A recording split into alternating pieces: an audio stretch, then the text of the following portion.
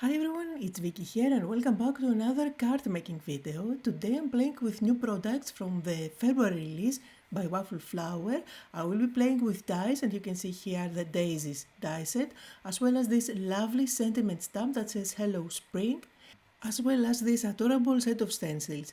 Now there is a giveaway sponsored by Waffle Flower and the giveaway is running on my Instagram account. You will find the link down below in the description if you want to join. Now I'm going to do some stenciling and that's why I will be using the grip mat by Waffle Flowers. This is great because it kind of grabs both your stencil as well as your paper and they don't move around. So I have a piece of white panel here and this is 3 3/4 by 5. And then this is the first stencil that gives you the flowers. So for that I'm going to use one of my blending brushes and my ink pads. I'm using dye inks and they are all from my signature collection with Stamperia, so I started with warm yellow. And notice how easy that grip mat holds both my stencil as well as the paper, so it doesn't move at all. Sometimes I even put my ink pad on top of that so that I don't have to hold it. So anyway, I'm going to peel off the stencil and let's move on to the second stencil. Really easy to align. I'm just making sure that the dots are at the center of the flowers. It is kind of forgiving, so if you don't align it perfectly, it's not a big issue.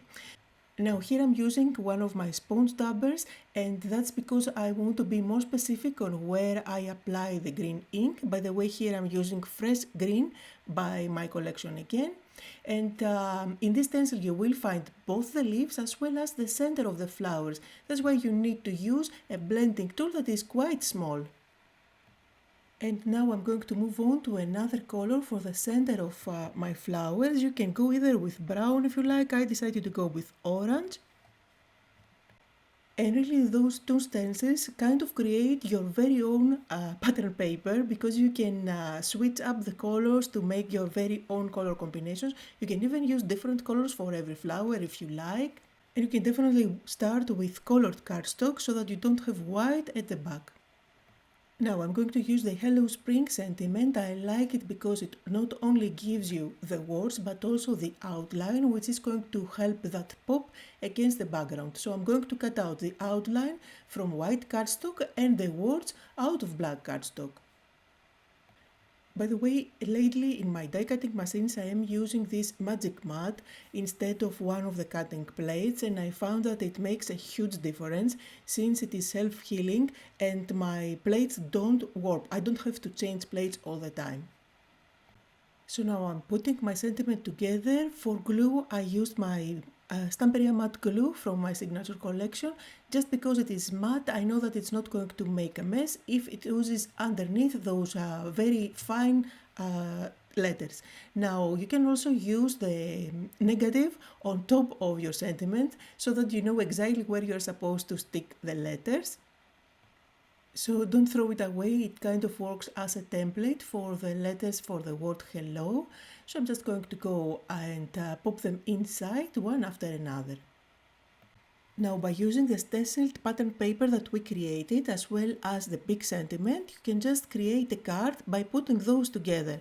However, for this video I'm going to take it a step further and embellish my card even more. So I will put together with these dies a dimensional flower. You can definitely use all three sizes to create flat flowers if you like. You can cut out multiple times the same size to create a really dimensional flower, or you can mix and match the different sizes. You can also use colored cardstock if you like to cut out your shapes. You can use pattern paper, which would give a completely different look on your card. However, for this design I decided to go with white cardstock so that I can use the same colors of ink that I used for the background, so everything is kind of matchy. So I touched up the center of my flowers with a little bit of yellow, not all over the place. I want those to be mainly white. I'm also coloring my leaves, and then for the center of the flower I'm going with orange, and I'm also going to add a touch of brown on one side, which is going to make it look dimensional. And now let's put the flower together. I'm just going to add a dot of glue at the center of each of those daisies and stack on top the other layer. For all the layers I did curl up the petals a little bit, just to give it more dimension, to make the flower more interesting and fluffier, but you can definitely go completely flat. Now at this stage I realized that it would be nice if I had one more layer of the bigger size at the bottom to kind of fill in the gaps in between those petals. So that's what I'm going to do. I'm going to cut out one more. And for this one I don't even have to color the center at all, it's not going to show. I'm just curling up the petals, a dot of glue at the center, and then lay my flower on top in between. Now at this stage I decided to add a touch of darker ink on my leaves just to bring them more to life. So I'm using Nature, which is a perfect darker shadow for my light green ink. And I think that I now have all the elements that I need to put my card together. So let's start with the card base. I have a letter-sized cardstock here. I'm going to cut it at 5.5, and then I can use my scoring board at 4.25. So I end up with a side-folded card. And I usually go with white card bases so that I can easily write my message inside. However, when I have a colored card base, then on the inside I usually go ahead and stick a white panel. And it's time to put the card together. I do have foam tape at the back of my stenciled panel. Then again I will add foam tape at the back of my sentiment. And of course, as I put it in place, I also keep in hand the flower so that I know that everything is going to fit together at the end.